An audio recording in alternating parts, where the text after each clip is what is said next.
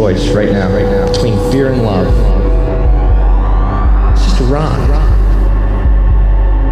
Out of the dark night of ignorance and into the shining light of truth. Expanding reality. A population of citizens capable of critical thinking. We don't see things as they are, we see them as we are. There's a level of reality where everything dissolves into an ocean of energy.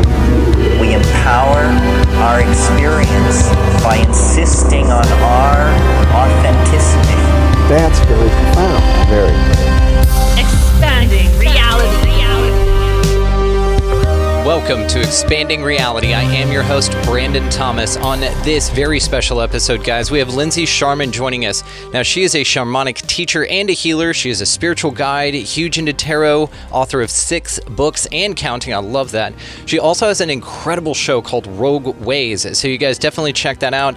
All the ways to find her, of course, will be located down in the show notes. A phenomenal human being here, and I'm just super grateful that we've connected. So on this episode, guys, we go balls deep into orgone energy, into the energies around you, into really how to calibrate and balance yourself amidst all of the chaos energies around.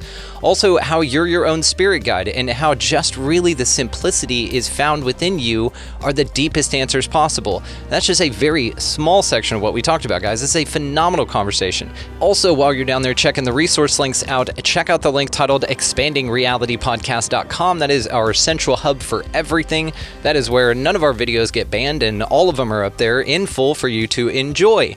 Now, while you're over there enjoying the show and all the stuff that we can't put on YouTube because it's just way too cool for YouTube, then you can also sign up to become an Expansive Insider, and this is our aligned membership program. If you really want to contribute to the show that contributes so much to your life, this is a wonderful way to support. That's where all the bonus episodes are, all the massive panel conversations and things that we're doing over there. It's fun. There's a totally different vibe. Highly encourage anybody who feels aligned and would like to participate in that to do it. Links located down below. Also, this is a value for value system, so you're not charged in any way for this. You don't have to make an investment other than your time, but if you would choose to support the show that again supports the shit out of you and expanding your reality, there is a link down there in the show description as well called Support the Mission. This is a wonderful way to invest as little or as much as you'd like. There's no cap on that, and like I said, just a wonderful way to support the show, and I'm grateful for everyone's involvement and aligned participation in this. This is what's going to do it, guys. This is the next step for us all, so thank you. All right, so let's get to this incredibly cool conversation with Lindsey Scharmyn. Ladies and gentlemen, welcoming to the show, we have Lindsey Scharmyn hanging out from Rogue Waves. How are you? I am blessed beyond measure and only getting better, to borrow from you. I love this. It's a new one that I heard the other day that I've been passing around as well, as opposed to my, redundant every day above ground is a great day, which I completely subscribe to, but I love it. Blessed beyond measure and only getting better.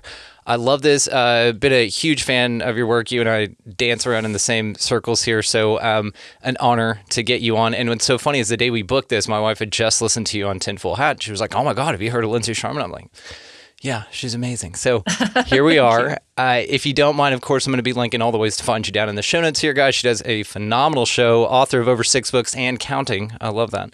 And of course, certified teacher, spiritual teacher, and healer. Other than that, if you don't mind, for my audience that doesn't know you too well, tell us a little bit about you. Yeah, thank you. I'm very honored to be here, and it's very exciting for me as well. I love to teach, basically. This is my passion in life. My passion is to bring people closer and closer to themselves, to source or God or whatever you want to call that, and also to release anything that isn't that. And so this has been a lifelong mission of mine. When I was really young, the idea in my head was, well, I have to help, but I also have to not hurt. The world is just fucked. So it's fucked. It's clear to me. And so I have to at least not add to what's horrible in the world. And I have to try to help at least myself and hopefully others move towards what's right in the world and what's good. And so I've just been doing that my whole life. It has progressed, of course, from teaching children in public and private schools around the world to doing my own show, Rogue Ways and Middle Path, where I try to bring more and more of that light to more and more people, and also doing my spiritual work one-on-one with people, teaching in that way, and also helping people to heal in profound ways as well. So I do shamanic healing work. I do sound healing. I do all kinds of things to help people, whatever they need. I'm exceptionally flexible, actually. So I'm kind of the catch-all, especially for the people who don't really feel drawn to the sort of traditional woo-woo, traditional shaman sort of, I kind of fit in that groove, which makes me really happy, because that's how I was when I was on my healing path. I was like, I'm not going to go to this like center with full of crystals, and they're beautiful, but I just don't feel like that's me. And, I also wasn't necessarily that comfortable in like the sweat lodges I would go to too. I was, but it wasn't fully my path and my vibe. And I always felt, especially, right, like if I couldn't say fuck around people, that probably wasn't my crew. Yeah. And so and it's not like I need that, but it's just something, I just need something that's less fake feeling to me. And I feel like I became that type of healer for others as well. So of course, right, we become exactly what we are the more we heal and the further we go. So I don't know how well that introduces me in general, but that's what I'm going with today. Absolutely nailed it, because you touched on all the things I found important as well. My wife bought me a shirt a long time ago to the same kind of standard that you've got for yourself as well. And that is, it reads, do no harm, but take no shit. There's kind of like this element of, I'm not out here to hurt anybody, but I'm also not out here to get fucked over and fooled and all of those things as well. And so it's kind of just a boundary thing. And to what you said about curse words, if you want to say that, then I find that it's a way to really embody someone's authenticity. It's where you can tell that they're being real with you. If they're kind of like, oh, that's a naughty word. The only naughty words in our house are spending, trying, and these little NLP, the neuro-linguistic programming things that my wife and I will catch each other on every now and then. I'm like, that's a curse word. That is going against our higher self. But I agree with you on the fact that people can be just open and honest with themselves allows you to attract the type of people who are the same with themselves. And so you find this very interesting correlation between the types of methods in which you healed and what works for you, but also what other people talk about in other modalities as well. This is why I'm fascinated about you in particular. I've listened to your show several times. I'm a fan. I'm a huge fan of yours. So with the different understandings and modalities that you practice, I love this because you're able to facilitate things from so many different perspectives, and you don't pigeonhole yourself into one idea saying, no, this is the only way. There are so many people, and I use an example of meditation, right? So I'm not a sit-down meditator. I understand like the benefits of being mindful and being still and all of that. It doesn't work for me. So have you come across any other things like that, to where like there's a standard in practice? I know manifestation is one of the biggest ones. It's all convoluted. So have you come across any like that, and have you adapted it into something that's been a little bit more productive or useful for your needs? 100% of everything, actually. People ask me sometimes like, oh, you must have learned this from so-and-so. And I'm like, no, I don't even know who that is. And they're like, you have to know who they are. They're like the biggest name in what you do. And I'm like, nothing that I do came from anything mainstream at all, or even anyone that anyone would know the name of. 100% of what I do came to me through guidance, through synchronicity, through my soul showing me and telling me, and through what I call my guides and allies showing me and telling me. And I had some human teachers along the way too that were really powerful. And we need that, right? We need other people too. But nobody would know any of them. And the reason I ended up with each of them is because they were a little bit outside of the sort of like norm and the traditional. Excuse me. So all of what I do is self-taught in that way. It was guided by some person somewhere, right? Or some book fell into my lap or something. So it's not like there was no people involved. But then I took that as sort of just like a basis. And then I went into my own guidance about, okay, how can I use this? And in what way should I use this? What's best for me and for others? And then I taught myself. And I think people don't really always love that. They want you to have a certificate. They want to know like which school or which class or which, great teacher are you of that lineage. And I'm like, no, none of that. This is why I'm rogue, a rogue warrior. This is why my show is called Rogue Ways, because I basically just do my thing. And this is the most authentic for me, right? It's literally coming from myself. So people will also say like, well, how do you know when you're doing sound healing? How did you know which forks to use? Well, I asked myself. I said, hey, higher self, hey guys, Allie, like which of these is good for healing people in the way that's going to be best for me? They were like, these ones. I'm like, cool, those ones. I got them. I looked at them. I asked each fork, what do you want to do for people? What is your gift to give to people? What are you good at? And they all told me, cool, that's how I'm going to use you. And then I just started using them and practicing. And I started seeing I didn't go in with any preconceived notion about what was going to happen or how it was going to happen. I just was like, what? I don't know. What is going to happen? Let's try this. What happens? What do you feel? What do I see? And what do I feel? What do I now know about you from your energy field? And then I put it all together so the way I do it, as far as I know, no one else has ever done it that way. Right. And it's the same with tarot. I learned the basics, found a tarot book, read about it, saw the layouts they do, why they do it that way, learned my deck really well. And now I just am guided to make up whole layouts and I just went through this whole thing where I was guided to start doing past life readings as a tarot reading, which I don't know. Again, maybe a bunch of people do that. Maybe no one's ever done that. I have no idea because it just came to me. I was just guided to do that. And I just asked, well, how will I do that? And they were just telling me and showing me like this and like this. And I was like, cool, I'll try it. And it was one of the most powerful things ever. All these people who are getting these past life readings from me are like, all these huge lifelong sort of complexes of problems that came from previous lives and gifts. But, this that came over with them from a previous life or something they can now see really clearly and easily and start to heal and release. That's such powerful healing. It just came from my guide just saying like, hey, how about this? And me going, oh, okay, I'll try that. Sure. So, when you're talking about like these things, like this doesn't work for me and this other thing, I just try to get everyone to like, yeah, go do what works for you. Who cares? The first person who ever did whatever we call Reiki didn't call it Reiki and didn't learn it from someone. So why should you be limited to just that too? Your soul is infinite. It can do anything. You have access to that, right? So I just do whatever I'm guided to. I do whatever works for me. And it turns out to be exceptionally powerful for other people too, which is just so cool. I love this. And you've touched on so many wonderful things I'd like to talk about because I've made the comparison and I use the metaphor of the Apollo 13 movie, right? Whenever they walk in and they've got the problem and they're on the ship and they're trying to solve this thing and they run in with a group of engineers and they dump a bunch of things from a box onto a table and they say, okay, here's what they have to work with. Let's solve the problem with this. Now, had there been other access to other information, materials, resources, whatever, that problem could have been solved a little bit differently, or that opportunity in disguise, as I like to call those things. But with something like what you're doing, and again, what I've compared this to a lot is, like accreditations, like teachers and doctors and all these people. What's very interesting about that accreditation is all it tells me is that you learned how to dig into a box and you limited yourself with your understandings and you said, okay, I'm going to memorize this because that's what I was told to do, and then we'll build on the things that were memorized. Now, the way that you go about this is the way that I prefer.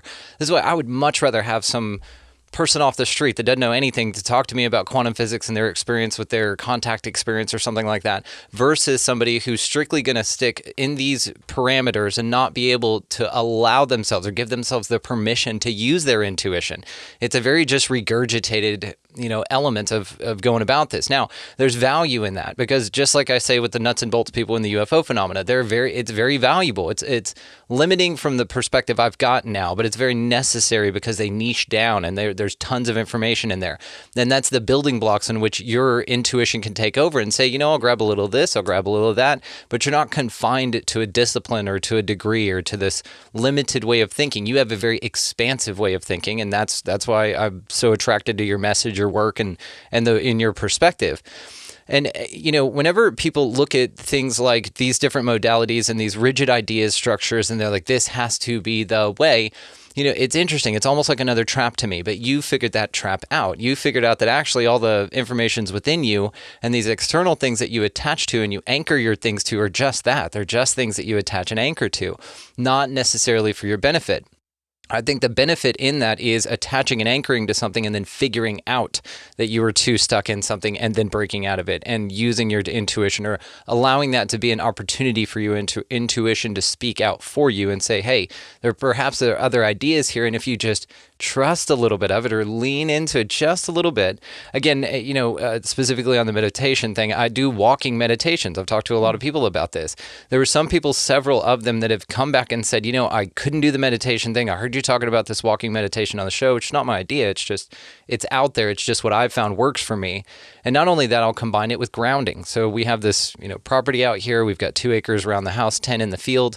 And the 2 acres around the house is kind of where we do our own thing. It's where the dogs have access to, all that stuff. So instead of just walking around in a circle, I took this huge area. It's probably about an acre, and it's got pecan trees, stuff like that in it. And I left it. I mowed the outside and left the middle to grow up tall. And so now we have natural grasses. I feel better about the utilization of the land. But what I do is I go through there and I mowed a little path through there. It takes about 45 minutes round trip, so I know that that's where I'm going to be. I never use my phone, so now I'm combining, a little bit of exercise, grounding, because I do it barefoot, and then meditation. I'm just very mindful of where I'm at. No phone, no nothing.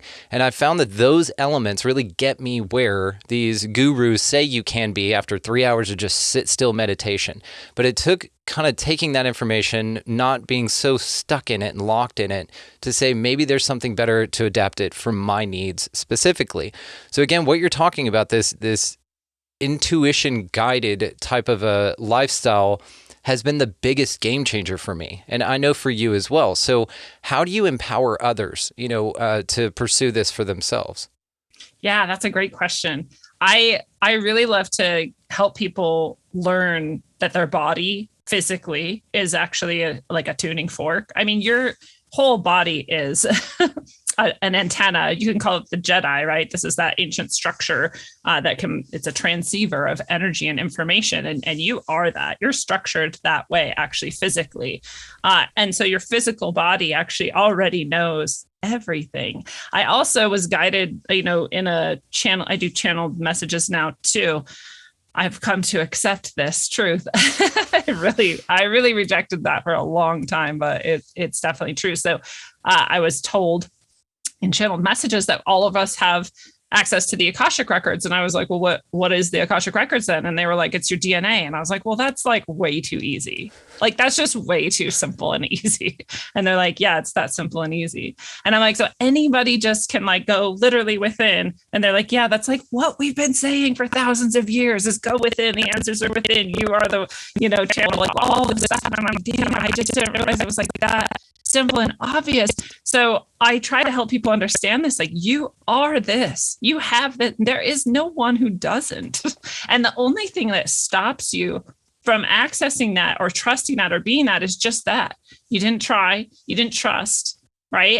And that's huge. I get it. It's huge, actually, where our whole culture has been designed to control and suppress that by making you feel like you're worthless, by making you feel like you couldn't do it right unless someone told you how to do it, and you stuck within the box of things on the table, right? And to make you believe that you can't do it, that you're not special, that all these things have to be like, you have to be the chosen one, and you have to go to the top of the mountain with the guru, and like, no, you just have to just get in there, just be in there and see what comes forward. And, one of the ways that's really easy, I would love to share it, actually, that anybody can do. Should I describe it? Oh God, yeah, please. You're going to tease this thing. That's all we're doing until you speak again. There's going to be dead air until you talk about it. Yeah. So it's so easy. Literally anyone can do it. You can practice it every day, all the time. And I just encourage people to do that, as much as possible. For me, it works best if I'm like at the beginning, especially, right? If I was outside with my shoes off, maybe, or sitting somewhere like on a tree, I don't know, in connection with nature. I do have to close my eyes just because it brings my attention within. So I'm not distracted by all this, because I'm just a really constant, I pay attention to details and everything, and I'm taking in everything. So I just close my eyes to sort of cut that information flow off, so I can just be more within you. Brandon would want to be walking around right? Because that's your way of getting deeper in touch. So everybody, you know, trust whatever way makes you feel like you're getting deeper in touch. But once you're in that place, wherever it is for you, and you're in touch, you're just a little bit stiller, you're a little bit more centered, a little bit more present with yourself, not distracted by other things. You can practice this first. What I like to do first is to say something that's good, true, and beautiful, right? You know for sure already that it's good, true, and beautiful. So maybe it's as simple as like, I love, and then your partner's name or your mother's name or your child's name, right? Or your dog. You know that's true. You know it's good. You know it's beautiful, right? So you just say that, like, I love Johnny. And then really feel in your physical body where you feel that, how you feel that. For the majority of people, it's pretty specific. I kind of hate to share it because it might be different for everyone. So, you know, keep your mind open. But at the same time, I want to help people confirm what they're feeling. So for most people, you feel that in the upper half of your body. You feel it mostly in your heart area. It's expansive. It's warm. I mean, and this is a literal physical feeling. You feel, I keep feeling it as we're talking about it, right? Same. Yeah. Yep. Yeah. And it's and it's glowing and it's whatever, right? All those feelings. It can be tingly. It can have other things attached to it too, which is cool. Notice all of those, right? Now try the opposite. Say something you know for sure is bad, evil, dark, untrue, right? Divisive, deceitful. I hate Johnny. Ooh, already feel that. Yeah, most low. people, feel it down lower in the lower part of their abdomen. It feels constricting and it feels like tightening, right? It feels cold sometimes. All of those things. This is a really simple tool. And people say, well, I already knew those things were true, but you can use this for anything, right? You can say, there's toilet paper at the supermarket right now. I literally feel that in my heart expanding. Yes, there is, right? There's an orangutan at the supermarket right now. I felt it lower, like, no, there's not. And those are obvious ones too. You do kind of already know. They're pretty good guesses, but you can start to do it with things you think you don't know the answer to. It's an outstanding example. Yeah. It's very, very easy and anyone can do it. And this, when I was taught this, I was like, I have the keys to the universe now. I do. And then I realized after I practiced this and saw how easy it was and how I could ask about anything and I could know things and that I wasn't supposed to know and all of this, I realized I've always been doing this. You walked into some alley sometime and your lower part of your body constricted and said, get the hell out of here. And you were like, oh my God, I need to get the hell out of here. You knew, right? How did you know? Because your body knows everything. It's beyond your body, right? It's your soul. It's the energy that flows through you. It's that Jedi antenna that you are. But this is how you're shown it very obviously. And in a million other ways too. But this is just one that's super simple. Anyone can do it. And really, like I said, you've always been doing it. Everyone has. You know, what you touch on here is so important. And, you know, it's something that we're raised with. I think, you know, we go through this part and we could absolutely get on our theories of what we think is going on here. But one of the things that I've been thinking a lot lately, especially with the extreme options here, because that's what I feel they are, only options. If you want to be happy, that's an option. If you want to be miserable, same thing, right? Like the Buddha says, suffering's a choice. You can go through something shitty and still, you know, find it valuable. My first LSD experience was horrible, absolutely horrible, crying, throwing up everywhere. But it was one of the most valuable things ever. That was part of my first spiritual awakening, or my second one. Being born is probably the first one. But what you touch on here is so important because in that indoctrination period in which we're learning our ego structures, religion, authority, education, and the beautiful examples we have in the game that we play here with this since the Rockefeller age, and we all know what we're talking about, then it seems that, you know, with those ego structures and everything like that, you then, you know, they kind of send adults off always kind of questioning things and always looking over their shoulder going, can I walk in those woods right there? Or can I do this? Can I, you know, who's giving me authority to do this? And they don't really see at certain points in their life, they don't see how empowered they are. And like you said, it's within you. It's all right there. It's this, go within. It's right there. There's another thing that I think is why everything out there is so loud. It's meant to attempt to distract your attention so that you can actually find that the answers are within. And I, you know, have the saying I've been saying forever now, tend the garden that you've got, meaning your own constitution, your literal surroundings, your family, your home. You know, people like to point fingers at other people, but they got a closet that they haven't cleaned out in 10 years. You know, it's like there's so many things that with people themselves, they do have their own authority and no one has to tell them what to do. this is part of what you and I are meant to do here. We give people back to themselves.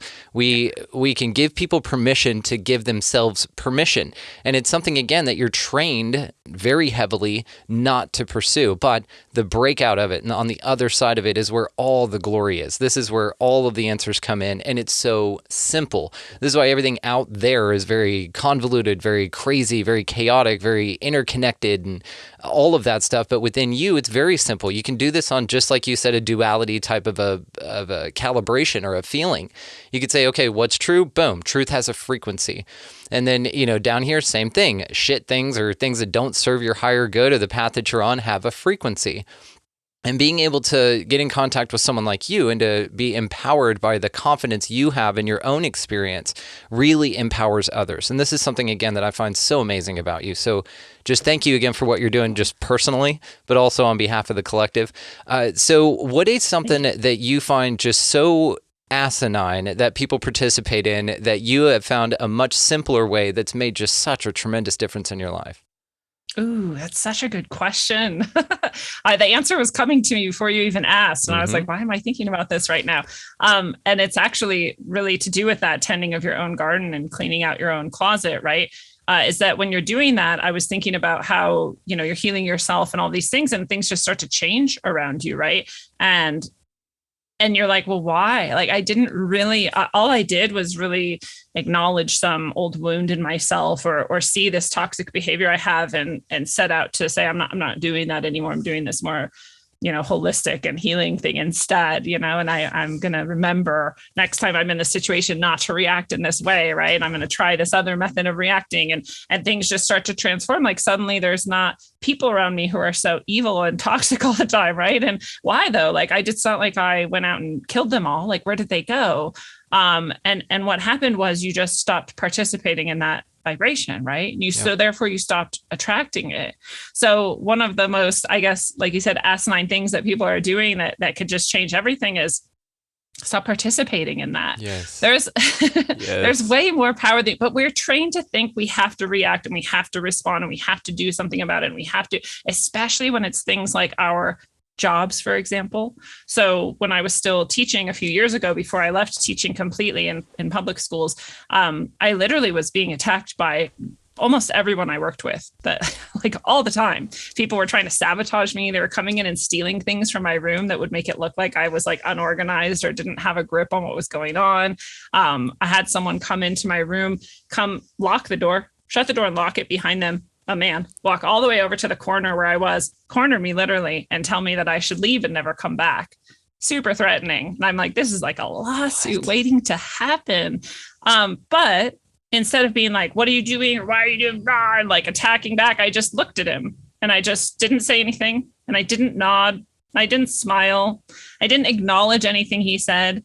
I just stared at him. I didn't participate in it at all, like at all. And that is not my past. That is not my habit. My habit is to fight back, to attack back, to like document so I can then start the lawsuit or what, like that's my habit. And instead I just stared at him. And he eventually, I think, just realized how insane he was being because I just stared at him and didn't react at all. Again, didn't smile, didn't frown, didn't nothing, just neutrality, right? And then he eventually left. And that was it. And that was the end of that. And I was like, I mean, that was insane. I was who does this? But at the same time, it doesn't matter. It doesn't matter at all. And I just then went through my day and taught all my students and had a good day. And, everything was fine and beautiful. I went home and made a good dinner and like that, nothing in my life actually changed. He had no control or effect on me. So it's actually not very, right? It's actually this huge thing. It's actually a huge step to see that, right? And it comes in different ways too. Like someone was asking me yesterday, what are we going to do about the truthers who still insist on talking about the vaccine and danger and all the damage and whatever? And I was like, nothing. What would we do about it? Why would we even care, actually? I mean, I find myself saying like, oh God, why are these people? And I wish, but that's more for me to learn, oh, I don't want to do that. I don't want to behave like that, or I don't want to talk like this or whatever, right? More than it is anything to do with them. In fact, that's 100% of what it is. They're just a tool for me to have this reflection and see and choose that. But that's another example of the same thing is like, why would we even participate, right? Why wouldn't we just say, well, what do I do? I think it's more important to talk about the solutions, the answers, how we can empower ourselves, what we can do, how amazing life is. Like, so that's what I'm going to do. That is actually what changes the world too. So maybe it's beyond what you were asking, but that was my feeling, right? Is stop participating in the things that don't serve you, and stop even reacting to them at all. And just do what you want, do what you love, right? Create what your passion is and do what you think the answer is, and do that. It's a perfect way to answer it. So you nailed it. It's harder than it sounds for a lot of people, but it's actually easier than it sounds too. It is. Both are dependent on a vibrational state. And so I'm so grateful for what you said, because earlier when you were talking about walking down the alley and your stomach hurts, like you can tell there's an environment, there's a situation, you're immersed in something that feels that makes you feel uneasy. And this is an indicator, right? This is your little warning lights going off saying, hey, you're going to learn from this and move on, but you need to move on. So these folks that get stuck in these cycles, these little, we use a comparison of like a river for life and the flow, and there's so many different nuances through this metaphor, but you can picture these little whirlpools off to the side. As you're going down your journey, there's a little whirlpool called corporate life and all of that. And you can get stuck in that for a little while, as long as you'd like, because it's an option here. But what you said about your stomach, and feeling into these types of things, this is where your friends and the people around you, this is why they make you feel like that. And then what you said is that whenever those reflections, when you change, the reflections of your world changed back to you, because yes, I love this concept that, at a level unity consciousness idea, we're all the same thing. You're the only damn one here. And so just different vibrational states reflect to you back from yourself of that are matching, right? That are corresponding. So if you feel like shit being around certain people, that's maybe because you've outgrown that feeling of being around those people, and there's something greater for you. And so there's kind of like this indicator, this compass, this, thing within you that constantly gauges where you're at versus where you want to be, this internal. And so whenever you talk about like your feelings guiding things, that dis-ease of sitting in a situation that's not comfortable for you, that's good, because that's a motivator. That means that you're motivated to change. And you'll see things in people's lives. Like I'll observe somebody go, oh, this was kind of weird. This happened and it was awful and it's something horrible. And I'm just like, pay attention. And then it keeps ramping up and gets more increasing and more increasing. And finally they reached some awareness and they're like, got it. I don't want to be a part of this anymore. And then it's like your universe, your spirit guides, everything up there somewhere, not distant from you or separate from you. They're all cheering, they're losing their shit. They're just like, oh my God, they finally got it. Oh my God. Just like with you with that man, they're all sitting there just like, oh, hold, like William Wallison in the back. They're just like, come on, she can do it. She can do it. And then when you did, there's like, and then you didn't. How often have you encountered a situation like that after you conquered that one? 0 times. Yeah, because you're not a resonant frequency for that action anymore, because you shown yourself. And even if it's something like a little bit on your mind, like, oh, I don't get pushed around, things are going to step in to push you around to go, are you sure? Sure about that? There's like an element of like practicing it. When my brothers and I would watch like Kung Fu movies and shit as kids, we, then go out in the garage and you're doing Kung Fu, right? Because you see it and then you're like, ooh, I can participate in this. I can do this. It's the same here. You're granted the opportunity to grow into the grandest version of yourself constantly. And that feeling is what guides you into that next level. I love what you said. I mean, really, it's deep, and it is the core understanding that once I finally realized it, I was like, got it. And then, yes, this is when the people around me, everything started changing. For some damn reason, I go through a drive-thru, I've always got the happiest, like, all-star employee ever. Nobody's ever having a shit mood that's working behind some counter in front of me. It's always the coolest damn people. Or it's a slam dunk. Somebody's having a rough day and you can kind of see it on them. You just smile at them, ask them how their day's going. Boom, you've just illuminated another creature. You may have been the only person that asked that, but you can feel it, you can sense it. So again, what you said, there's so many underlining things on this. I absolutely love it. So, how is, and I just kind of am inspired to ask you this here, your relationship with your significant other, how does this work out with the modalities that you're a part of? Is this a conjoined thing? Is this a resonant harmony? Or do you find that there's a little dissonance with that? There's no dissonance. So that's a good question. No one's ever asked me that before. There's no dissonance at all.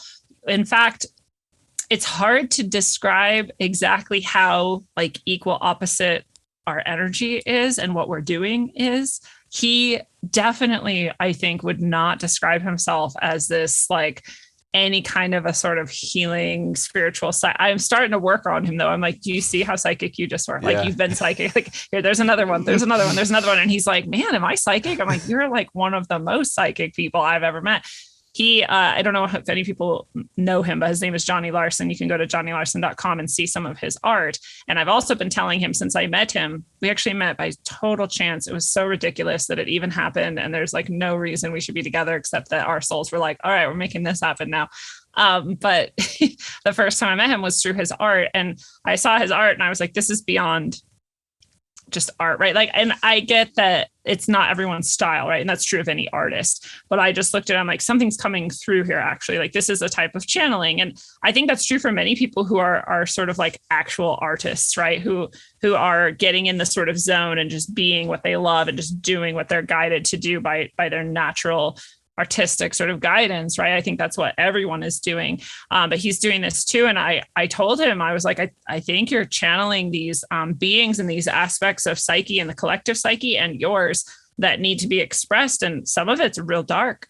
Like, some of it's really dark. Some of it, I'm like, I would never hang that in my space by choice, right? But I then also understand, like, just like the healing I do, we actually have to go into the darkness, and you actually have to find the wound, and you actually have to feel the pain of it in order for it to be released and healed. And I'm like, I think you're just doing this like as a service to humanity. And he's like, yeah, whatever. Like, I just draw weird stuff. But then the more I've grown to know him too, I learned he does all this incredible astral travel. He engages with these beings, and it just blows my mind that there's people who do this and don't realize it. And he's one of them. And so I find like his energy is this masculine sort of like pull for my feminine pull of the healing I do. Like, he's a part of it, whether he means to be or not, right? He's holding the energy field of the space that I'm doing the healing in. So it's incredibly sympathetic, right? And the vibration is this equal opposite thing that is so beautiful. And we're both serving in these totally different, completely different ways. And again, he, I think I think he's still in rejection of what he does, which I was for a long time too.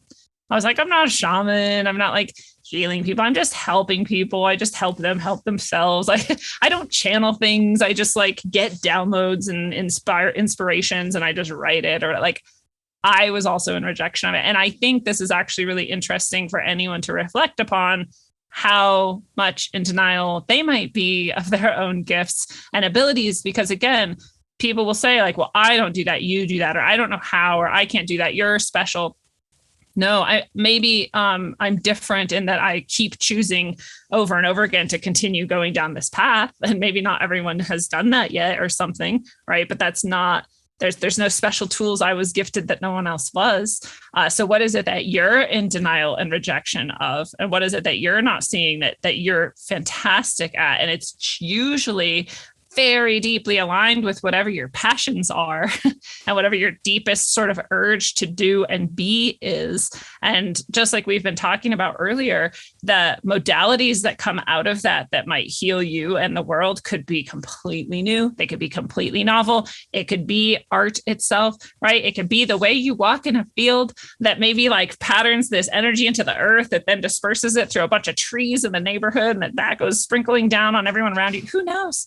You just like have to follow these things. You have to follow your passion and your bliss and your, well, I can't believe I just said that. Follow your bliss. There's another one. I would have never, if someone would have told me years ago that I would have said that out loud on someone's show, I would have been like, no, I'm not that person. Here, I just said it out loud, but it's true. So I have to say it. Well, and now you got to make a t-shirt of it and offer it for merch, follow your bliss. I love it. Yeah. With like 7 S's, right? Yes. It's absolutely perfect. And I love what you said as well, because there is sort of like an intuitive feeling that these folks get, your significant other in particular here, and it's just like innate. It's just they're just compelled. They're just like, yeah, this is just what I do. And at its simplest form, they don't then therefore overanalyze it, right? And because sometimes folks can start looking deep into something and then kind of screw it up a little bit, right? If there's a clean, open channel for that to be facilitated through, I say let it be open. But I love that you kind of point out a little bit here and there. Hey, you're actually a little bit psychic, and then there's a little confidence built there. And these are subconscious seeds that you plant that are again empowering, because it's a good good thing. It's not like, I don't know, something emasculating or something from his perspective. It's always very encouraging, which is wonderful. And then it only encourages this particular individual, whoever you're talking about, just happens to be your boo at this time, to follow their bliss, which I absolutely love. So then let's stick on this vein then. What do you think is one of the most impactful ways that people can follow their bliss? If they're just starting out saying, I don't know what I'm good at, I don't know what I'm doing. What's some advice? Because we all have this, and I agree with you. So what's one that you would say? I genuinely don't even know if you have a choice. Like there's one of my favorite book is The Neverending Story. Anybody who knows me has heard me talk about it a billion times. There's everything you ever needed to know is in The Neverending Story. And so spoiler alert, if this goes beyond the movie, the book does. And so, if you haven't read it, then here comes some spoilers. But when Bastian gets to Fantastica and he's given the Orin, he is told to follow his wishes. Do what you wish. Do what thou wish, right? Do what thou will is another way of saying that. And I do believe we're all doing exactly what we will and what we wish all of the time. And I think we don't think that all the time, right? So Bastian goes about and he's like, well, I really want to have someone to share this new world with. And so then he finds this Gagraman, the many-colored death, and he gets to experience this world with him. And then he's like, well, I really want to be strong. And so then he becomes like this, fighter or whatever. But even when he's not conscious of his wishes, that's what's happening too. Yeah. Right. So even when he's not sure what and saying out loud, here's what I want, that's also what's coming to him. And this is exactly like our world. This is Fantastica. We're in it, right? We have the Orin. And so whatever we wish and we will is exactly what's coming to us. People are in rejection of this often because they're saying, well, why am I suffering then? Or why did I choose to get tortured by a dentist when I was 4 years old? And you're like, what did you will, right? Like, what did you actually wish and what did you need out of that? And it's really cool to read this story and see it because you really see like, yeah, that actually is how it happens. You don't realize what you really want is like for other people to like feel afraid of you and look up to you in fear and like tremble at your power. And then all of a sudden you're doing it and you're like, who am I? Yeah. What have I done? Right? Like, why did I do this? Because there was something in you that was unhealed. Or that's the way I like to describe it, right? Or you had this, negative karma is the way some people describe it too, that you needed to balance out, that you needed to really find in yourself and sort of uproot. So I don't know that you can choose otherwise, right? I went into teaching because I wanted to help people, like I said, and I thought this is one of the only ways I can make money without doing harm in this crazy, insane world, right? And then eventually I realized I actually was supporting a system that harms quite frequently. And I knew that going in, but I just thought I could be like bright enough and good enough that like it would counteract that and I would shield the damage from all these kids. And in a way I can kind of do that. But eventually I saw it's getting like to the point where like, that's not even really true anymore. It's just so damaging and there's just so little I can do about it. But more importantly, I was harming myself really, really deeply. Really, really deeply. And I would have said like, well, the system did that to me, or those crazy teachers who attacked me did that to me, right? But I looked into it more deeply and I saw, no, I really was doing that to myself. At some level, I was punishing myself. At some level, I still felt guilty and ashamed of things that I should have never felt guilty and ashamed about. And I still was carrying the weight of other people's burdens on my back for them because I didn't want them to suffer. And then that was harming me. And so really, I was punishing myself. I was hating myself. And that was my deepest will, was to do that because I really genuinely believed that I deserved it, right? And that other people deserved for me to carry their weight for them. And that's not true. None of those things are true. So I had to, just like Bastian does in Fantastica, follow out the consequences of my will until I got to the point where that was truly no longer my will. It was no longer my will to harm myself. It was no longer my will to carry other people's burdens for them. It still was my will, and I think always will be, to help people, genuinely help them and not harm them. But now I understand I have to and can only do it. And it is my will to do it in a way that doesn't harm me and that empowers them to carry their own burden, rather to release the burden they didn't maybe realize was so easy to release, right? And to heal themselves in that way and to then become healers of themselves forever after that point, so that I don't have to always do it all myself. That became my will then. So when you say like, how can we help other people find that or do that?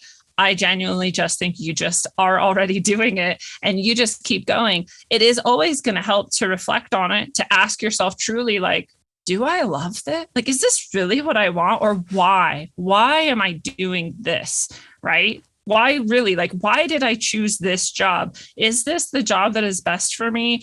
Is there something else that I would enjoy more? Do I need this much money? Do I need less money? Like, all of this stuff. It's great to look into that and to see, because that's where, in the reflection, is where you can start to determine if your will is changing, if your passion is changing. And then the stuff that gets in the way, that's the stuff where you really then turn your attention and say, okay, why am I letting this get in the way? Right. So one of the things, which is probably pretty universal, when I went to leave teaching, right, I saw this fear come up. Well, what about the house you own? How are you going to keep making payments on that? And I was like, fine, I won't own a house anymore. And so I sold my house. Like, what about the car? Well, how are you going to make payments on that? Fine, sell the car. I don't have a car anymore. I don't have payments. I bought a car I don't have to make payments on. So then now I just own a car.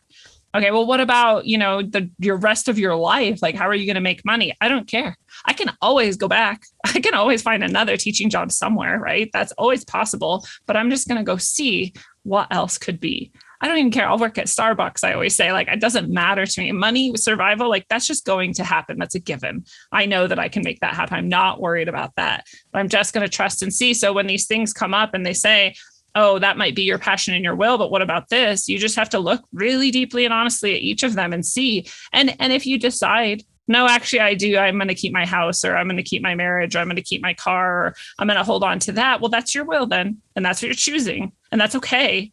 And if you find, like I did 5 years later, that you're still actually miserable because you've still been staying in this system and, for me, crushing my own soul in order to sort of try to help other people's souls, then maybe finally you'll realize, okay, no, actually the house isn't worth it. Like, the car isn't worth it. This is what I really, truly, deeply will. My deepest passion is not to have a house, and it's not to have a car. It's to be really deeply well in myself, healthy and well in myself, and to continue helping other people also be healthy and well in themselves. And that literally, I think that trust in that, but choice, right? And that stepping into that choice, the universe just unfolds. I mean, the way that things then cascaded into what I'm doing now is nearly indescribable. And it's true. So again, I didn't ever think I'd be the person who's like, follow your bliss and the universe will just create the future for you. It's a little messier than that, perhaps, but it actually is what happened. But I had to keep choosing it. So we all have these fears. We all have these old wounds. We have shame or guilt or, trust issues or all kinds of things. And those are the things that are going to come up every time we're choosing anything. Right. And like you said, they're going to throw up these little things like, okay, are you sure? What about this? Right. And then you get this opportunity to say, like, no, I'm not going to live from guilt anymore. Right. Or no, I'm not going to live in fear anymore. I'm going to just move forward in this. I trust myself. And then all that stuff starts to heal and it starts to crumble, and it'll come up again a few times. Right? Like sometimes it just like repeats a little, like, are you sure? You still sure? You still sure? And you got to keep going a bit. Right. One of the challenges that came up for me was after I sold the house, I sold the car, I jumped in this van I had bought, already paid off. I can do anything now. I put a bed in it. I can live anywhere now. I started driving around the continent. I had this amazing journey. I ended up with Johnny, which was awesome. Of course, it had to be that way. But I got, and so then I decided to sort of, okay, I'll stop traveling. I'll stay with Johnny for a little while and make sure this is really what it feels like it is. And it was. And so I moved here where I'm at now. And then I sort of settled, and I'm doing the show, and I'm doing tarot readings, and I'm doing more healings and stuff for people. And it's just like not that much money. It's so little money, in fact, that I'm starting to be like, this is one of my things. I grew up very poor. So I'm like, you don't go back to poverty. Like, that's scary. I have a fear about it. I have a complex about it. Right. We were homeless sometimes. We didn't have food sometimes. So I start getting like, I need to buy all this food and like, right. I started doing that sort of. And I was like, I don't know if it's going to be okay. Maybe I should just get a teaching job. So I went looking for teaching jobs. I found one that paid more than I've ever made before. And it was at a prison, which I know sounds like awful for some people, but for me, I'm like, those are my people, those kids who are in this system like that deeply, like that's what I really would love to save the most, right? Because I was one of them at one point. I get it.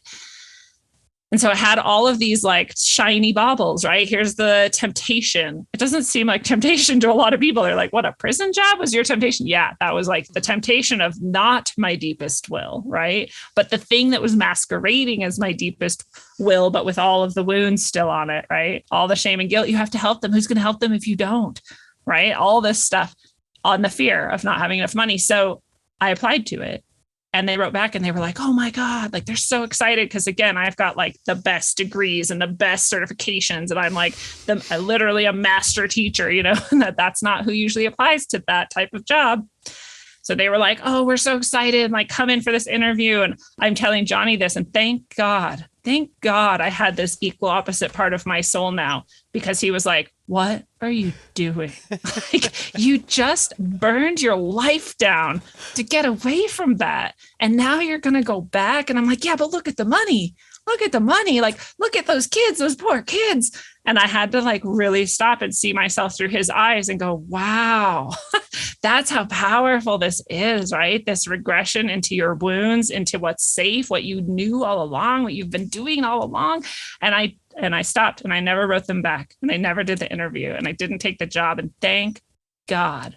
Oh my God. Like, thank God. I wouldn't have done all these things. I grew so much after that in my own healing of others. You know, the amount that we can offer to others to empower themselves, to heal themselves, is equal to what we've already given ourselves first. So having conquered that huge demon, right, I was then able to sort of really step up in my own healing game, and more people then come for it because they, on the soul level, they can feel and see like, oh, there's what I need that, right? And it wouldn't have signaled to them in that way if I hadn't had just conquered that in myself. I don't even remember what your question was, but there we are. Oh my God. You're just, I mean, I was already a huge fan, and now you're just easily one of my favorite people ever. You and I have so much in common. It is insane. The way that you are articulating, actually, let me do this in the opposite order because it leads me to another question. Whenever you were talking about the entire, your amazing story about the job and the teaching and everything, and literally removing yourself from it, even though it was a nice, steady, stable, comfortable, like, you know, your bills are going to be paid kind of a thing, which is very enticing here. And, you know, I think it's kind of all the part of the game here, but what you were able to do was to shut all of the nonsense down, and you really just said, okay, I've got these two feelings, and here it feels like this, and here it feels like this, and they're based on the decisions that you make at the current state that you're in. But what I like about this is that when you're faced with big decisions, or what we would consider pretty monumental or life-changing events like that, you kind of get the feeling from yourself having already experienced it. You know, that's in my mind what's sending you those pulses. Is like, hey, I'm already across the river. It's like a friend, you know, yelling at you across the dangerous river that they just crossed. They're like, hey, it's going to be fine. Just navigate, stay on the left, you know, kind of a thing. There's a rock about midway through, and they kind of coach you through it, but it's with your intuition, and it's your future self. So that's what's guiding you. Now, they don't tell you, you know, that there's piranha in there, and that there's kind of, like you said, it shapes out much more chaotically, it seems, than you thought initially. But my God, on the other side of that, because even tending the chaos, is kind of entertaining the chaos in between all of that, is part of this experience, right? It's part of going through the shit with those knots in your stomach, but still having it, if you had to like gauge it and weight it, you know, it's like this much more heart. It's this much more go for it through the fear. But man, you are so relatable to such a wide variety of people after that.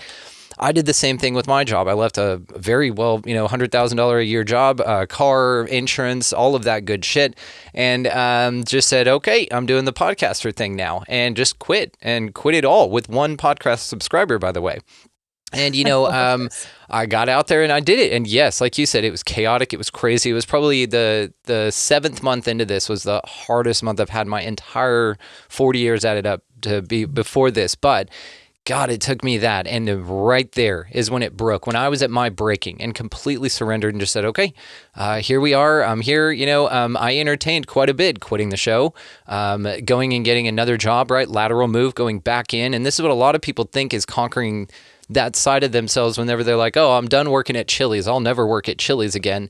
And then they go work at like Del Taco or something. It's like, it's not really the leap of faith we're talking about here. It's a safe lateral move. It's just, You put on a different paper hat, right?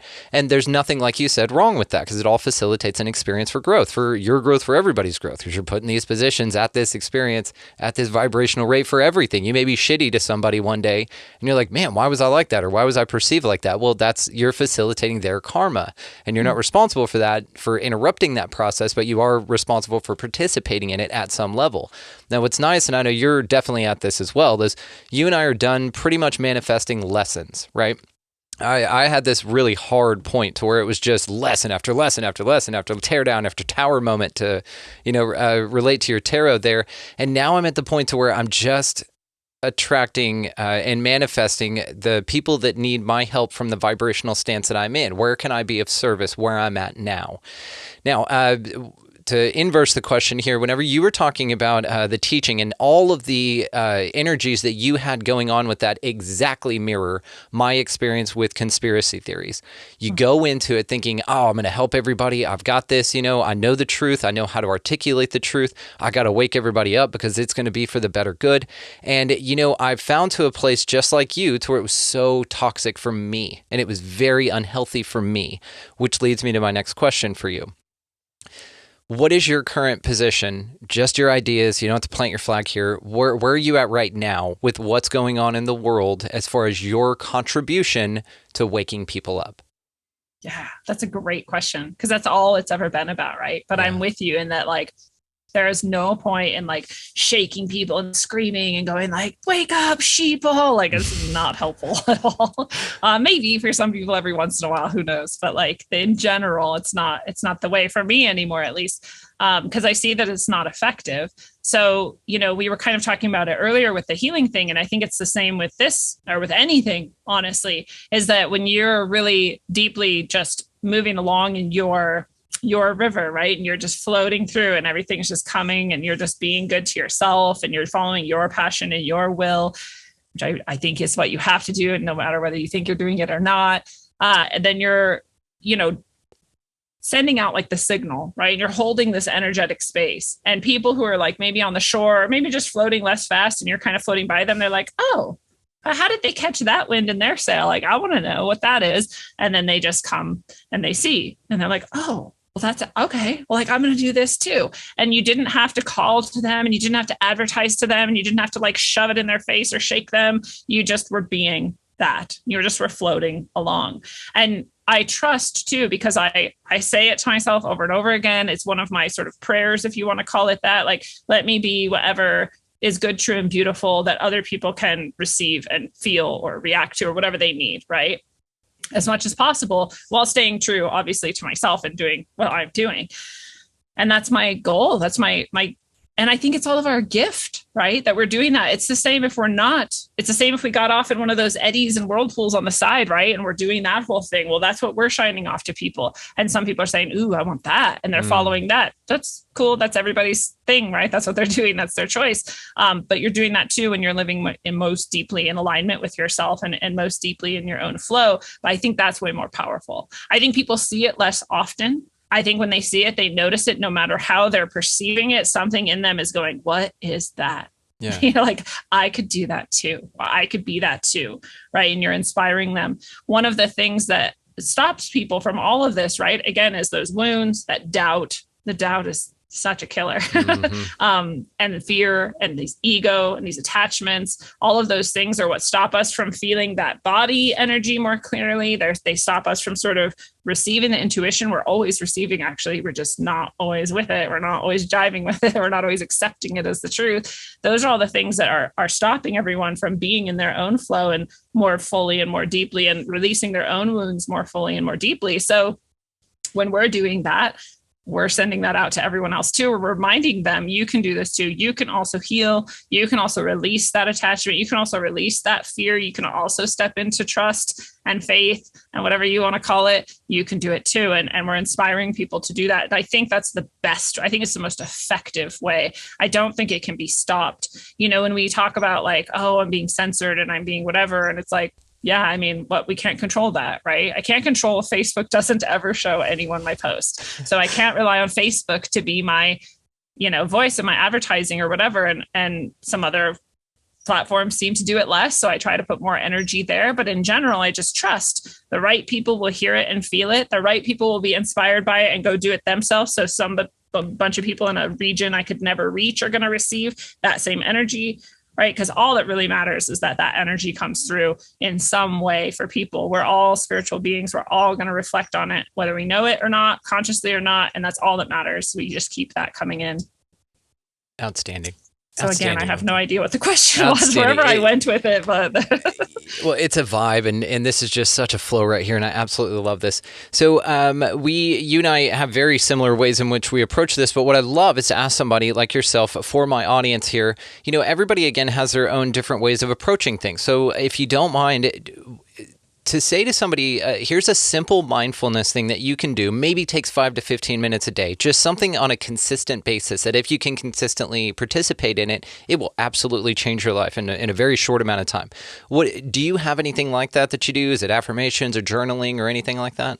Yeah, I have so many that I do all day long. I try to describe to people now, I'm like, it's hard to describe, but it's almost all moments of every day that I'm like actively engaged in some sort of like spiritual practice. Yeah, it's like whenever I walk through doors, they're all thresholds or always portals for me. I'm always leveling up through a doorway of any kind. If I walk through a bathroom door, several doors in a row, I'm leveling up 3 times. And it's a mindfulness thing that I walk myself through literally. So yeah, I hear you. So they're cool. like embodied in your day to day. Yeah. That's a really good way of doing it. This is why I invite people to make like, the sort of altar space like I have here and have in various ways around the house, because when you see the things that have been synchronous for you, or the guides that have been powerful for you, or the messages, right, that they like put it on a shirt, follow your bliss or whatever, and put that somewhere, like when you see it, but you have to actually make the intention and the choice, because you can also see it and not see it, right? Like, oh yeah, that thing, and just walk by, which is one of the dangers of any sort of practice too, is that it starts to become mindless and you just do it as this routine and you're not actually engaged in it. But the more you can have these reminders around and make the choice to, when you see them, be reminded and just stop and be like, oh yeah, that, right? You feel it again. I feel it in my heart. Okay, I'm here. Yeah. Right. That sort of reminder. I am wearing like a ring. I have a ring that has the Hung symbol, which is your heart chakra in the Sanskrit. And I have that so that when I look at it, I remember heart center, breathe into that. Yeah, that feels good. Right. I also have the mantras, right? So throughout the day, especially if I notice that my brain is this is very interesting, and we are all probably doing it unless we're aware of it, but your brain will get on repeat with something, right? It's often a song, but sometimes it's not a song. Sometimes it's like a phrase or like an event, or like something you're just like running over and over again. Like, why did that woman look at me that way? Or something. It's just whatever the loop is. Whenever I notice a loop is happening in my brain, I start doing a chant.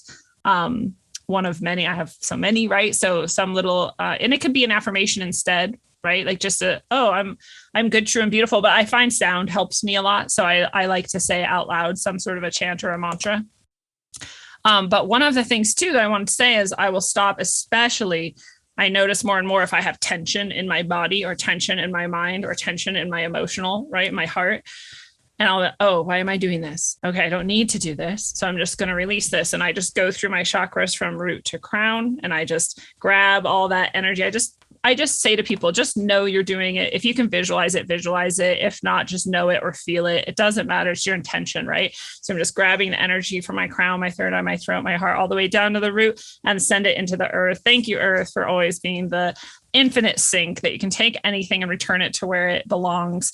And then I, from the earth, take the love and the energy, the highest energy that the earth has to offer. I bring it up through all of those and really feel that grounding. Thank you, earth. Thank you, thank you, thank you. And then I reach up to heaven and I pull down and I just bring the blessings from heaven into my crown all the way down to my root. And I just take a minute to sit in that blessing. That one I actually do between each session I do. I did this huge event the other weekend where I was doing like multiple readings all day long from multiple people. And there's so much energy around. I did that probably like 60 times that day just to be really centered for a moment. Yeah. And bring that energy through. Right. So as many of those things as you can, I think is good, because a lot of people are like, well, I won't remember. It's like some people are so far from any spiritual practice or any spiritual routine or any sort of presence that they're like, how would I even remember? And I'm like, okay, in that case, set an alarm on your phone. I don't know anyone who doesn't have a phone at this point, unfortunately. Set an alarm on your phone, set it for multiple times in the day. And every time the alarm goes off, stop and do any of those types of things and just sit in it for 1 minute at least, right? That even will just increase your presence. You'll start to notice more things about how you think, what you think about your emotional body. We think we're already really aware of these things. And even people who are really aware can be even more aware. And then you find even deeper levels of like, whoa, what was that? Like, what was that jealousy, or what was that attachment, or what was that negative energy? Like, let's take care of it now before it turns into something bigger down the road. So there's all these different ways. And I think it doesn't matter so much what it is, right? We get attached sometimes to like, well, this tradition is the best tradition, and this teacher says this, and like, that's the right way. They're all the right way. All of them are the right way if they're the right way for you. And if they truly help you stop, get centered, reflect, be more aware, be more conscious, be more intentional, any of those things, they're all good. Absolutely perfect. And thank you for the new ones, because this is why I ask also, is because there's so many different little things that we can do. And it seems so small, but my God, what you're doing whenever you just pay attention to your thoughts. Recently, over the past 2 months, I've embodied and created a tulpa that I call my thought ninja. Now, the thought ninja's job and his task is just to maintain the thoughts and monitor my thoughts. He's like a bouncer, right? He only lets certain vibrational thoughts get into the club, right? That are for my highest good. And I set those intentions and I say, okay, this is what's happening. Now, what I've found with that is just installing something. And honestly, it was just to combat spirals. I was like, okay, I'm done having spiral thoughts. And it's like you said, you get in this and then it goes to that and then it leads to that and that. And then now you're spiraling and now you get in those patterns or those loops. And that occupies a shit-ton of time that you're running through your mind here. Now, if you could replace that with something mindful and even replace a third of it at first, or replace, a fifth of it at first. And just because also, this idea of frequencies and states, which is really what we're talking about here. Spiral for me mentally really carried a certain vibration for it, and it only got more root chakra, and it was horrible, and I hated it. This is why I was like, okay, well, if I can't do this, what's a way that I can step outside of myself and kind of be mindful about it to kind of police it for myself? Like constantly, there are blind spots that we have in our subconscious. There are just things that you've picked up along the way, just gunk that gets stuck to you. And so what I manifest quite often or am just mindful of is just clearing things that are my blind spots that aren't in my highest good. There will be things that just kind of bubble up. And I'm like, there you are. It's a way of illuminating things without being so specific that I'm attached to this specific thing whenever there are 12 things sitting there. But I feel like the way that I articulated it energetically was to point out that one, and all the other 12 are the really issues. And they're just sitting there because I wasn't correct, right? But if you generalize it, you'll find that all 13 of them bitches, the 12 plus one, your baker's dozen of nonsense pops up and you're like, what the fuck? But with my thought ninja, I'm able to just go, okay, I no longer want to think that way. And an awesome visual representation of a katana comes out. There's usually acrobatics involved. It's a very nice spectacle. So it sticks with me. Yeah. Another one would be a gratitude bracelet or a ring or something like this, because it's exactly to what you were saying. What this does, and what we're both articulating here, is taking yourself out of that vibrational state into a new one that's more conducive and more to your highest good. And so what I found with this is gratitude is one of the highest frequencies. And so gratitude and shame and guilt and fear and all of those, they're not bedfellows, so that you can't experience both at the same time. Like, be grateful for some horrible atrocity, right? It's one of these things to where if you can just shift it, right? There are little things like this. Like, my wife gave me this piece of amethyst. It's with me every single time I speak with someone because it's my gratitude rock. I just thank everyone. This is my reminder that if I ever do start to spiral, boom, I've got it. Another little bracelet or something like this, like your ring that you were talking about. Just a little reminder that every time you glance at it, or a gratitude rock in your pocket, when you touch it, think of something you're grateful for. And then that's a spiral. So if you are going to spiral, let's spiral in the vibe direction, Yes. Now, you make jewelry as well, right? So do you have anything like this to where, like, one's for gratitude, one's for, things like that? I always tell people, so I make orgone and jewelry, and they come with their own sort of what they're good at, what they want to do. Sort of like I was talking about when I asked the tuning forks, like, what do you want to do? Right? And I asked them, like, what do you want to do? What do you want to be? And I'm guided at which materials I put in and which materials I use. And so it's all being channeled through. And at the end, I'm like, wow, look at you. Like, this is what you wanted to be and do. And here's what you're good at. So if you go to my site, you can sort of read like what that orgone and what that piece of jewelry would be good at. But I always tell people that it also comes with this blessing infused, and that activates when you decide this is mine, that we belong together and we're going to do this together. And you give it that intention. It can encompass whatever your intention is. It's a powerful piece of energy, right? With this blessing and this orgone energy and all of these things that came together to create it. So it might be really good at protection. It might be really good at increasing loving connection with others, or all sorts of different things, some of them monetary wellness as well, or whatever, right? But if you have this intention, like I also want this to, bring blessings to my dog who's needs healing right now or something, good, tell it that, and then give it that job. And then there it is. Now it's going to send energy that way. Like this is part of what it's facilitating for you. And when it's done doing that, give it a new job. Okay. Now I would love, thank you so much. Thank you for helping me do this. And now I would love for you to help me be more aware of, this specific thought pattern I'm having, and help me to overcome it and transform it into gratitude or, wellness of some other kind. Great, then it's going to do that, right? You get to choose actually for any of them. So I think it's easier when what the piece you find has the vibrations already in it of the types of things you're most likely going to use it for, but it's never going to stop you from using it in a different way. Orgone is infinite, eternal, and, directed by our intention and love. So you can do with it what you will. So I also do custom ones, and people can ask for certain specific energies to all be put together in this one piece, and then I can do that with them as well. But yeah, that's a great question. I do think also that we can do this, right? Just with we are orgone accumulators. We are this transceiver, and so we can do it. But I just think it helps, right? Like as a reminder, mostly, but also as this like director of your intention. Like you said, this sort of tulpa, you're putting this and they're giving it this job, you're imbuing it with this, and then you're creating that, therefore, for yourself, that trust and that love that this is what's going to happen. And I think that's really powerful. And that's why I love creating them. And I love when people are drawn to get them. I just had this hangout. We do hangouts after the show every Thursday for people who are supporters. And so we just did this hangout yesterday, and it was so interesting because everyone who was in the hangout had all happened to have got orgone from me, which isn't, it's not like a million people have, right? And it's not like, but it was just funny because someone brought up their orgone and they were talking about it. And someone else was like, oh, I also have orgone, and here's this. And then someone was like, me too. And I was like, wow, every single person here has a piece of that. It makes me feel so special. Like, thank you, everybody. But it was a really beautiful, beautiful moment. And I love also to teach people just about orgone because I thought everybody knew. I actually went to this spiritual fair with my orgone thinking, well, I'm going to be one of like 12 booths selling orgone. It's not going to be that special, but I do think my orgone is very special. Actually, it's unlike any orgone I've ever seen anywhere else. Again, like we were talking about, because I was just like, you tell me guys, like, how do I do orgone the best? And what is the best for other people? And how should I put this together? And my guides were like this. And I did. And people were like, that's not orgone. I'm like, yeah, right. Whatever. Like, yes, it is. So it is very different, but I got there and I was like the only booth with orgone. And I was like, what's happening? Like, I thought everybody knew orgone and made orgone, and orgone was just everywhere because that's how it was in my life. People would just throw orgone and crystals at me my whole life. And I'm like, cool. Okay. I'm like surrounded by orgone and crystals. So I just thought everybody was saturated with it. No. So many people have no idea what I'm even talking about. They don't know what orgone is. I was so blown away by this.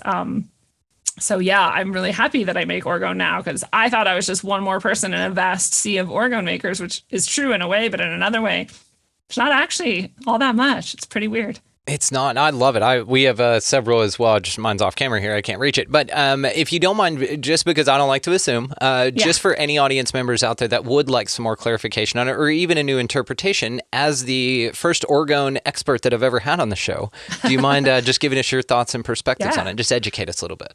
Absolutely. Well, orgone comes from the word comes from Wilhelm Reich, who is this much maligned scientific explorer who learned of it and called it orgone because he based that off of the orgasm, actually. So orgasm and orgone are very closely connected. And this is part of why people rejected him as a scientist, is you're not supposed to talk about sex or especially orgasm, right? Like that's not allowed to be talked about in polite company. But Freud's cool. You can talk about banging your mom and everything, but no orgasms, right? Right. Yeah. So people just rejected him. He actually was thrown in prison eventually. It was rough, but he did all of this experimentation with what he called orgone accumulators. But just to take a step back, though he described orgone as being connected to the orgasm, what orgone actually is as a word and as a concept is just a description of the universal life force. So we already have many words for this way before Reich came along. Words like prana or chi or soul or spirit or ether or source or love, whatever you'd call that, right? That is everywhere, all of the time, ever present, and sort of undergirding all of creation, that force, that energy. So he just called it orgone. So we have this word for it. One of many words. We could just as easy call it anything else. But what he really did was he described orgone accumulation. So again, we're all orgone accumulators. And his idea, the moment of our highest level of orgone that we channel and bring through and use to create in the world is the moment of orgasm. So that's why he connected those ideas, right? And that makes so much sense. It's true. And in most ancient traditions, it's true that the orgasm and sexual energy is like, that's like the prima materia, right? Like that's what everyone, you can use it really poorly or you can use it really powerfully. And so, choose your own adventure there. So he's calling this orgone. He's connecting it to the orgasm. He's just rediscovering these ancient truths that were already known, again, throughout the world. And he's packaging them a little bit differently. But the difference is he describes these devices that can accumulate them outside of you and that you can then use them to sort of direct this intention and energy in certain ways. So he starts using this to heal people. He has these good results with that, which is one of the reasons why he started to get targeted and attacked, I'm sure. Rockefeller medicine didn't like that, I'm sure. But then he also finds that you can affect the weather with this. So he starts making these orgone creations that, you can do what he called cloud busting. And you can do cloud seeding actually too. Anything you can do with any tool, you can do the converse of it as well, right? Yeah. So people now use this. And this was actually my first introduction to orgone. Was my neighbor where I lived one time. I just moved there and I didn't know the area that well. And we met online through one of these conspiracy groups, one of them. And she was like, I live right next to you. And I was like, oh my God, I just moved here. And she was like, let me show you around and all the cool hiking spots and rivers and lakes and whatever. And I was like, awesome. So she came and picked me up. And when I went out to meet her on her big car, she had this giant tube propped on the top, like it was aiming up at the sky though. I mean, this was massive. It was like 4 feet long and it was this big PVC pipe. And I was like, what is that? She's like, oh, that's my orgone cloud buster. And I was like, what the hell are you talking about? Awesome. She's like, watch, it's cloudy day. You'll see. And so we got in the car and she started driving. We're driving this direction for a time. And she's like, those clouds are going to clear up any second now. And I was like, yeah, right. And they did. And I was like, weird. I was like, well, that could be just coincidence, right? We turned a different direction. We're driving up the mountain. Those clouds cleared up. We turned down there. We parked somewhere and shot it out at the whatever. We were looking down on this valley and everything, and all the clouds, chemtrails included, dispersed. Damn. And I was like, what is this magic? And she was like, this is orgone. And I had heard of it before, but I'd never really understood or known. And she explained it to me, and then she gave me my first piece of orgone, and I could feel the energy swirling around it. And I was like, this is amazing. What is this? She's like, it's literally just metal and chunks of rock in resin. Yeah. And I was like, what? How is it this powerful? And she's like, and I was remembering. And then I went and looked at Wilhelm Reich, and I was seeing his basic approach was just layering organic and inorganic. And at the root of everything's organic, right? So what does that even mean? But it's things that are closer to having been alive and living, what we call living, and then things who are much farther from that state.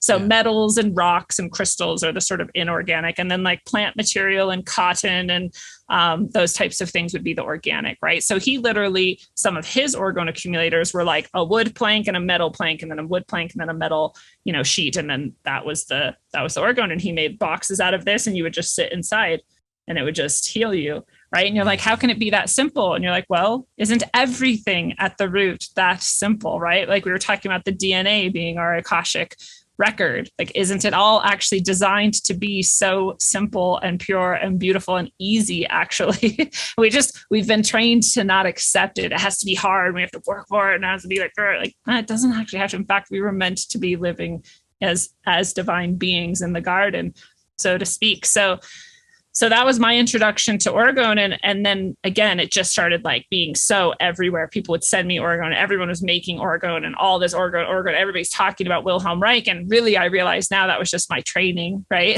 that was part of me being guided to eventually make orgone. But it made me have this illusion that like this was so saturated, like everybody knew, everybody had it. It was all over the place. So when people were like, you should make orgone, and my guides were like, you actually have to make orgone now. So like deal with it. I was like, no, I don't make orgone. Other people make orgone. I'm not doing that. So I'm doing this. I'm doing tarot. I'm doing healing. I'm doing like whatever.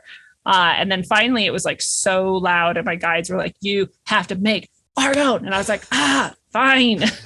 And so I was like, I'm not taking any training courses. I'm not like going to read what other people do or whatever. I'm just going to, again, like I said, ask them like, what should I do? And they're like, okay, cool. Here's the crystals you're going to use. And here's this. They're like, you're going to use plant matter for your organic. You're going to use dried. You're going to, because at the same time, I suddenly started getting all these flowers. People are giving me flowers all the time and I can't throw flowers away. So I dry them all. So I have all these dried flowers everywhere.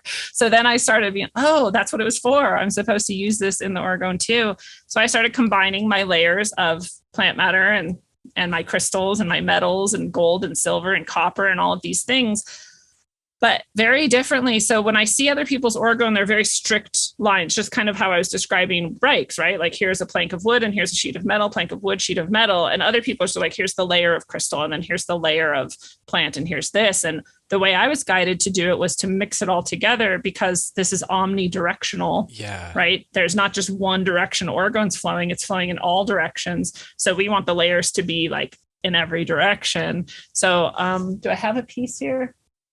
I guess I don't weirdly have any of my own around me right now, but people can go to the site and see them. They're incredibly beautiful. I just am like, even if you didn't know or care what orgone was, they're just really beautiful pieces of art. And so I hope people want to go see them and enjoy them. But I just was guided to do that. And they're super powerful to me. Yes, there's a piece of orgone right there. Yeah, this one was made by a friend. It's got a little recess for a lamp in the bottom of it. So yeah, that's so I love beautiful. It. Yeah, that's what I love. The light combined with it too. So the ones that I was guided to make that are my favorite are these orgone Lotus votives. They're candle holders. So you can put a candle in it, and especially if you turn the lights off and watch that shine in all of the beautiful prismatic, like it's so cool. I love them so much. So I'm very grateful. I was gave up my stubbornness and my illusions and followed my guidance and my passion in that. And then I get to make these beautiful creations. Amazing. I will absolutely go on your website, be ordering at least one of these from you today. I need to get a candle holder one for sure. So thank you. And they are beautiful. They're fascinating. I just love the concept. Now, tying this in to, have you heard anything about the Electro culture gardening? Have you heard any of that? No. Is this when people are bringing in the sort of etheric energy and using it to grow?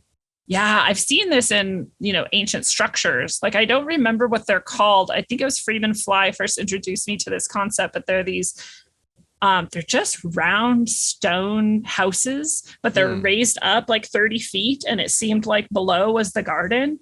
And so they were thinking like, maybe this is just a mini, like kind of orgone accumulator or etheric, like channeler.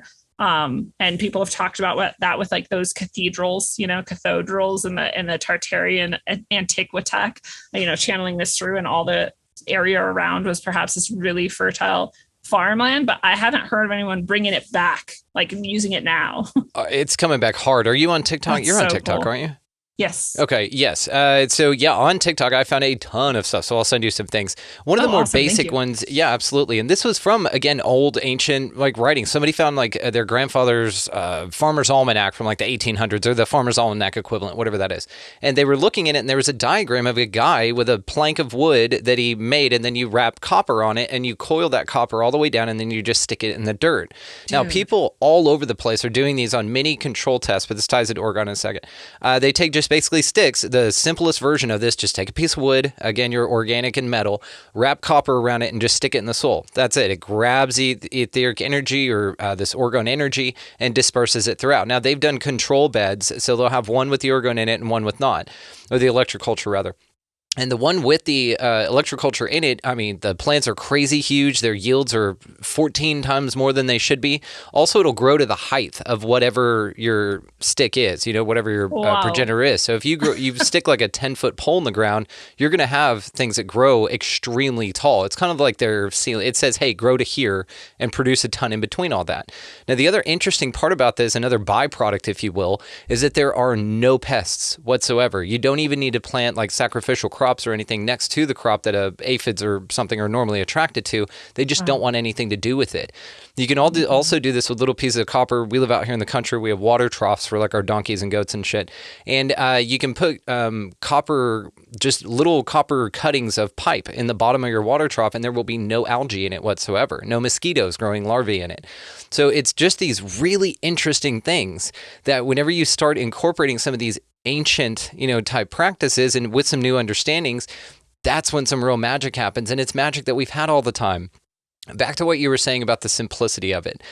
I have the feeling here again that all the things out there are so damn loud and so distracting and so confusing and convoluted, and spend a lot of your energy to just get to the bottom of, or just to formulate a dissertation point where you're just like, oh, okay, here's how I feel about it. But it's hours and hours and hours of research on one level, but energy you've invested into this system that, again, just requires energy.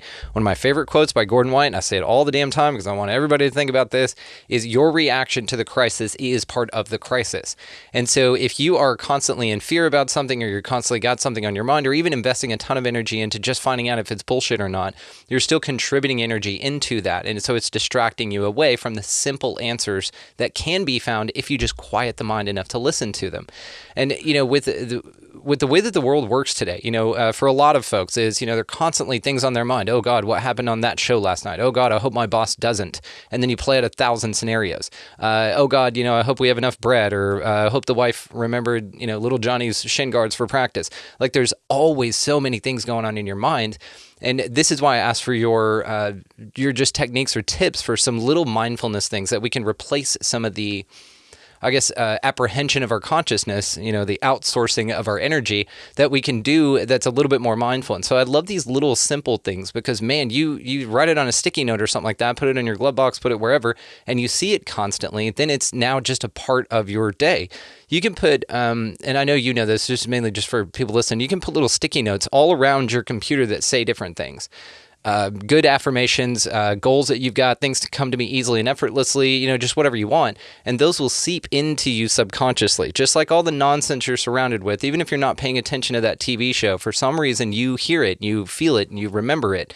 But it's where your attention is focused. And so if you can just replace a little bit of that chatter with not only quiet and stillness, but something that's a little bit more mindful, because that's your stair step into this ultimate balance and truth with yourself, which I think is just so goddamn cool. So I wanted to ask, though, having to do now with the electroculture, I'm going to send you some things so that you can check into it, but maybe like an orgone type pyramid structure for the garden, or for something like that, where you're infusing copper and wood maybe, and then making these a little bit more aesthetically pleasing, I guess, because, just a stick with some copper around it's pretty cool. But man, you can make some woo-woo stuff. You could put like a little light in it or something like that, and really, whimsy it up. Oh, it makes me feel like wizard staffs had way more purpose than we probably think, right? They were probably like, here's the copper, here's the gold, here's the silver, here's the stones of a certain cut. I love rough stones, but I always think about there's this sacred geometry in the cuts and the facets too, that like channels a certain type of energy in a certain way, I'm sure. So this level of technology, I mean, we think about the cymatic windows in those Tartarian, cathedrals, and they clearly are channeling a specific type of energy that corresponds to a specific tone in the audible range as well. And all of these things combined together to create this. There's a purpose for all of this. And this is the type of stuff I feel like we lost or was taken from us, but that isn't gone. There's a reason why when people are channeling things, they tend to reflect the same messages, because there's sort of universal truths actually. And when people are spending a lot of time freaking out and looking at the way the world seems to be going and all this stuff that's, it's so scary and nuclear war or whatever. And I'm just like, who cares actually? Like, it doesn't matter. If there were a war, I don't even know if there is one. If there is a war, and if there are nukes, I don't even know that they exist. And if there are nukes, and if they happen to drop one on me, am I going to be able to stop it? Like, no. So who cares? Yeah. Right. If they drop it near me and it has fallout and it affects me, was I going to be able to? No. So who cares? Right. And if it never happens, well, good. I'll be glad I never worried about it then, because it didn't matter. Either way, it actually didn't matter. And then people also get lost in this, like, but what are we going to do? But what are we going to do? But what are we, they own all the food. They're shutting down all the transportation. What are we going to do? And I'm like, I mean, I'm growing what I can, right? Like, that's what I can do. So I'm not going to be scared about whether or not there's going to be food. I'm just going to be focused on creating this abundance and knowing I have always had what I needed. I always have had what I needed, even when I was homeless and didn't have food. I always had what I needed. We got through that and it was fine, actually. It was better than fine. It helped me create this amazing being I get to be now, right? And so I just trust, like, it doesn't matter. It's going to be fine. And just to keep going. And finally, that we have those tools. What you just said is like blowing my mind, that like, of course we could do that. And of course it's coming back, because right now is the time where we are remembering exactly who we are, exactly what we are, and exactly what we can do, which is fucking anything. Like anything we want. Do you want to grow a bunch of fucking food hella easily? Stick this thing in the ground. Like, just do it. Right. And things like that. I keep being so amazed at how much of it is coming back and how fast it's coming back. And again, you can be stuck in but how is everyone going to learn it? Or how are they all going to find it? Or how are we going to get it out? Just let it go. Just let it be. Just do it yourself and then let the rest go and let it be. It's going to happen. That is actually what has always been going to happen right now. We've always been going to have this renaissance and this resurgence of true humans living as true humans, fully in touch with our soul. You know, I was just talking about this on the show last night. We did this whole deep dive into DNA and the cymatics of it and how it corresponds with sound and energy fluctuation and how we can go in there, and it's the Akashic record and all of this stuff. And I was talking about, that people talked about 2012, right? And they were like, well, 2012 is going to be this massive change. And we're just going to like suddenly be in this world of infinite peace or whatever. And I was like, well, that's a bit much. It is 3D reality. It's a little slow.